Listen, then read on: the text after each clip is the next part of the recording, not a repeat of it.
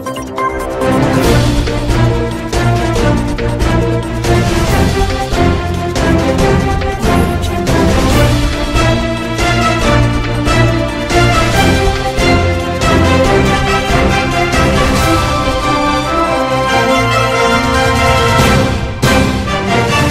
et messieurs, bienvenue dans cette édition de 19h de Nieta TV. Voici les titres. Le colonel Abdoulaye Maïga, porte-parole du gouvernement, rassure la population à un approvisionnement des Maliens à ce moment de crise. Le chef du gouvernement a décidé de porter plainte contre la CEDEAO. En Tunisie, une dizaine de journalistes, dont un correspondant de RFI, violentés par la police.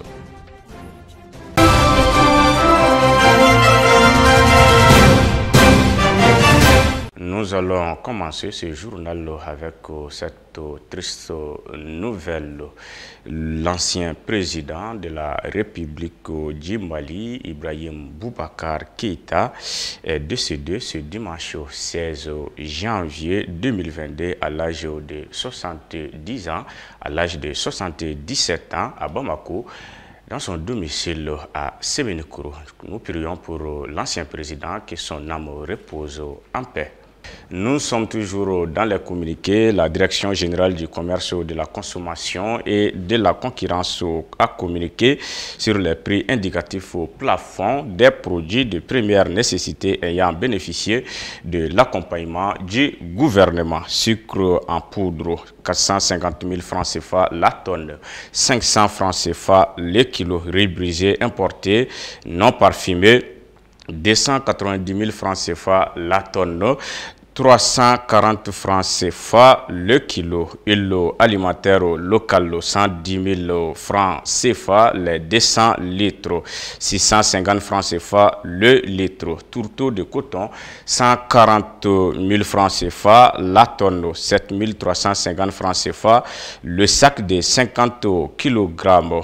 Pain, 200 francs CFA, le pain de 300 grammes, 250 francs CFA, le pain de 300 grammes, 100 francs CFA, le pain de 150 grammes, 125 francs CFA, le pain de 150 grammes, gazo, butane, 2910 francs CFA pour B6, 1335 francs CFA pour B3. Suite à l'appel du chef de l'État, le colonel Assimi Goïta, au peuple malien de protester contre les sanctions injustes et illégales de la CEDEAO contre le Mali, ce 14 janvier 2022, le porte-parole du gouvernement, le colonel Abdoulaye Maïga, était porteur de messages de salutation de locataires de Koulouba à tous les Maliens mobilisés. Il a aussi dit que les autorités actuelles ont tout mis en place pour un approvisionnement du peuple en denrées alimentaires en ce moment de crise. Suivant son intervention. C'est ce message objectif et désintéressé qui a été exposé à la CEDEAO. On espérait l'ouverture d'un dialogue franc qui tiendrait compte de la réalité malienne et des aspirations du peuple. En lieu et place de ce dialogue, c'est une batterie de sanctions, dont certaines inédites, qui nous ont été infligées. Notre surprise fut grande, car ce sont les terroristes et leurs soutiens qu'il faut neutraliser et sanctionner. Ce sont les criminels et les narcotrafiquants qu'il faut sanctionner. Mais pas le vaillant peuple malien qui souffre de l'insécurité depuis une dizaine d'années. Après réflexion, le chef de l'État a décidé de s'assumer, tout comme la CEDEAO et l'UEMOA se sont assumés. Malheureusement, certains partenaires, il est important de les relativiser parce que nous avons beaucoup d'amis. Certains partenaires ont faussement interprété l'humilité et le sens du dialogue du peuple malien comme étant de la faiblesse. Tout en ignorant l'une des trames importantes de l'histoire du Mali, à savoir la capacité d'affronter la pression lorsqu'on est poussé dans notre dernier retranchement. Mettre fin au statut de cobaye de sanctions. On nous essaye même des sanctions inédites. Il n'y a pas un autre État au sein de la CEDEAO qui a été plus sanctionné que le Mali. Aujourd'hui même, le gouvernement, sous le leadership du chef de l'État, a validé un plan de riposte pour la sauvegarde de la souveraineté et la défense de l'intégrité du Mali. Grâce à ce plan, le gouvernement prend l'engagement d'approvisionner normalement les populations en produits de première nécessité et de sanctuariser notre territoire. Cependant, nous donnons toujours une chance au dialogue avec la CEDEAO et l'UEMOA. Restons toujours sur le boulevard de l'Indépendance. Ce 14 janvier 2022, le shérif de Nioro, Bouye Aïdara, a aussi envoyé son porte-parole pour affirmer son soutien indéfectible au colonel Assimi Goïta et tous les membres du gouvernement du Mali, à savoir que le shérif de Nioro a été un acteur clé pour la réussite de cette mobilisation. Écoutons son porte-parole. La communauté économique des États de l'Afrique de l'Ouest, avec ses décisions injustes contre notre pays, est complice d'un crime majeur comploté contre notre pays, dans l'intention de le détruire. Avec ses décisions, elle travaille par la procuration afin d'exécuter des plans d'agression montés par certaines forces étrangères. C'est ainsi que nous avons lancé un appel au peuple malien, à l'intérieur de notre chère patrie, ou ailleurs, et à tous les citoyens patriotes, pour se soulever comme un seul homme et sortir ce vendredi dans toutes les villes, villages et zones rurales. Juge à quoi de Chokodi, ni mon Borawan, ni mon Mabo. Exprimons donc notre rejet de ces décisions injustes, ainsi que notre soutien et notre alignement derrière nos leaders et gouvernements. Montrons au monde tout entier notre fermeté, notre cohésion et notre unité face à ces décisions et à toute autre mesure pouvant atteindre la dignité de notre pays. Notre peuple est tellement fort. Il tire sa force dans sa foi et de son patriotisme. On est sans genoux, sous aucune pression, quelle que soit sa férocité.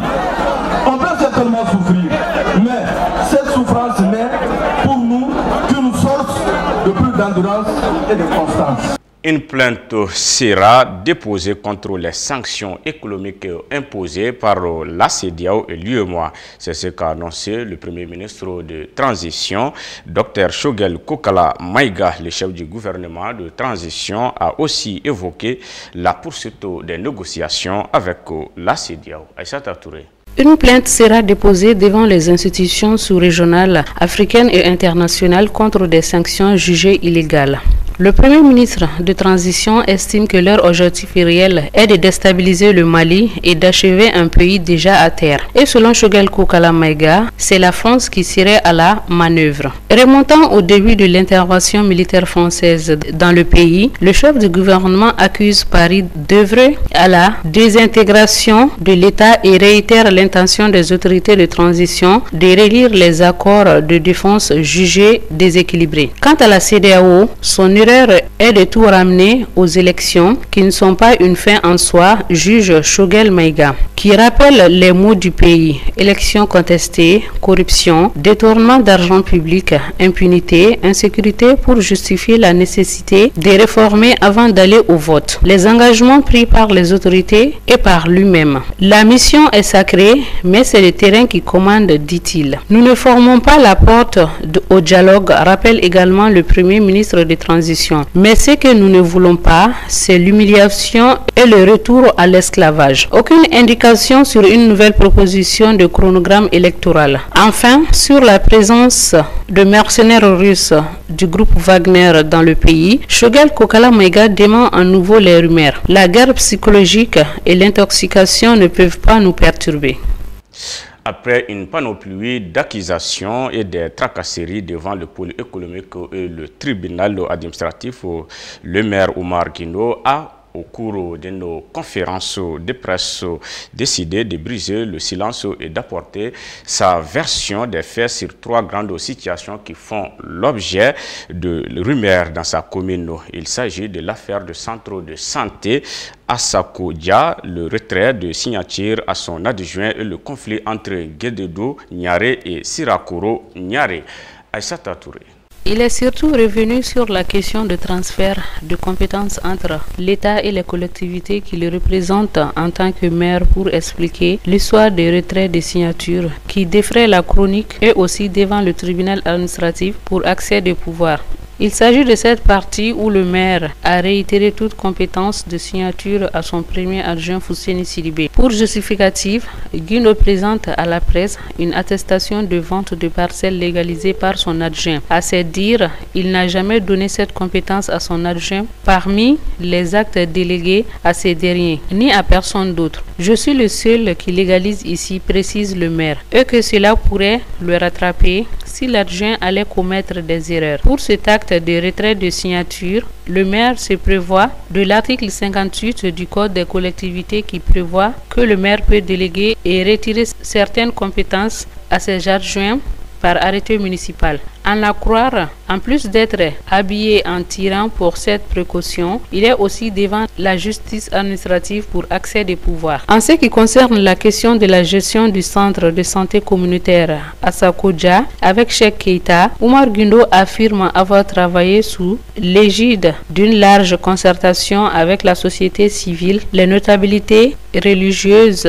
et coutumières et même la préfecture de Kati dans un premier temps. L'édile a relaté qu'en ayant reçu des plaintes sur le fait que le président du centre de santé aurait radié son trésorier sans assemblée générale, a d'abord envoyé au consensus avant de saisir la préfecture de Kati. En réponse, la préfecture lui a suggéré, selon lui, de prendre des mesures nécessaires et que c'était légal. C'est après cette réponse que j'ai convoqué une assemblée générale qui a fait 3 recommandations. La dissolution du bureau existant, l'audit de gestion et la mise en place du bureau transitoire de 6 mois. C'est tout ce que j'ai fait. Après la mise en place du bureau, le préfet m'a écrit pour me montrer son désaccord.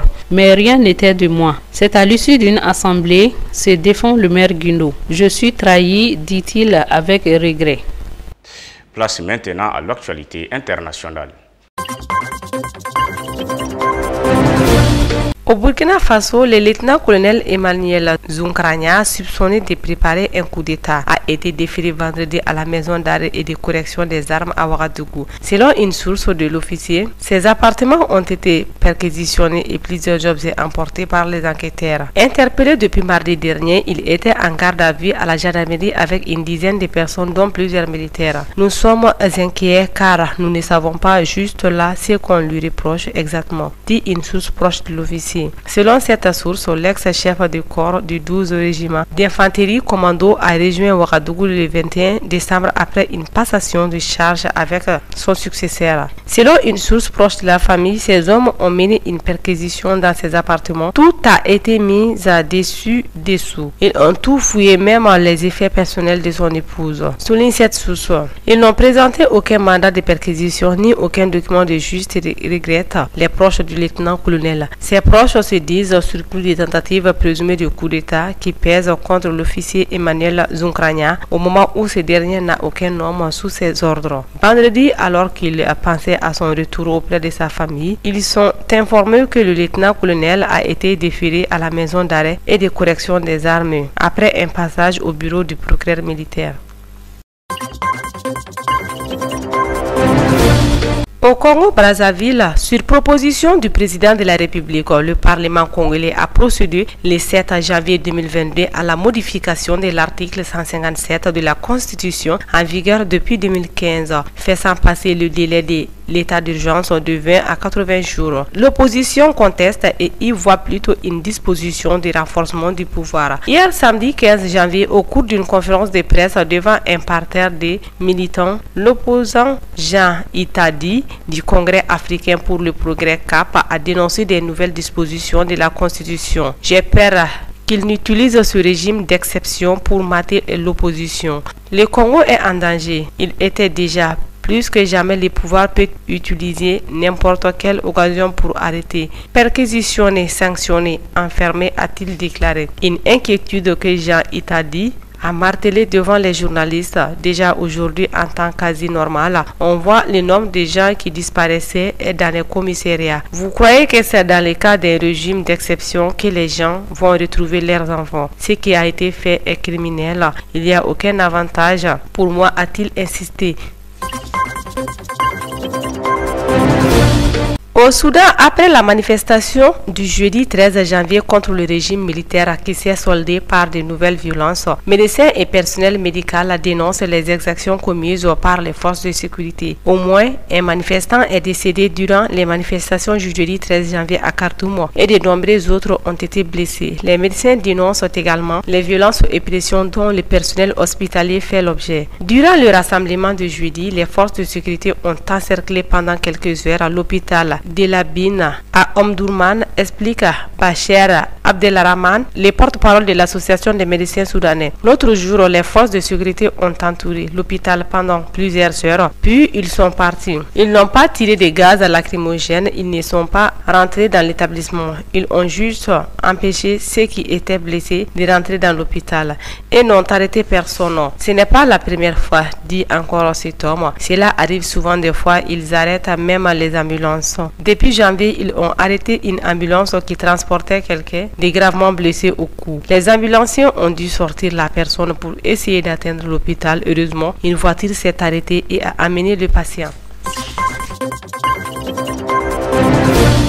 En Tunisie, une dizaine de journalistes ont été molestés par la police vendredi 14 janvier. Parmi eux, le correspondant de RFI, Mathieu Coltier. Il couvrait pour le journal français Libération une manifestation contre le président Kais Saied. RFI condamne avec force cette agression policière contre son correspondant en Tunisie. Le rassemblement à l'appel de l'opposition est interdit officiellement en raison du Covid. Attendait commémorer également le 11e anniversaire de la chute du régime de l'ex-président Ben Ali. Alors qu'il était en train de filmer l'arrestation des manifestants, il a été agressé par un policier malgré le fait qu'il portait les dossards des journalistes. Il a bien expliqué qu'il était journaliste, aussi bien en arabe qu'en français, mais les policiers l'ont quand même plaqué par terre. En revanche, la carte mémoire de son téléphone sur laquelle il était enregistré les images vidéo de la manifestation et de la répression policière a disparu. Mathieu Coltier s'est vu et prescrit 15 jours de repos par un médecin qui a constaté une blessure au front. Nous mènerons une campagne civique nationale pour défendre la liberté de la presse, d'expression et la liberté en général en Tunisie. Il y a beaucoup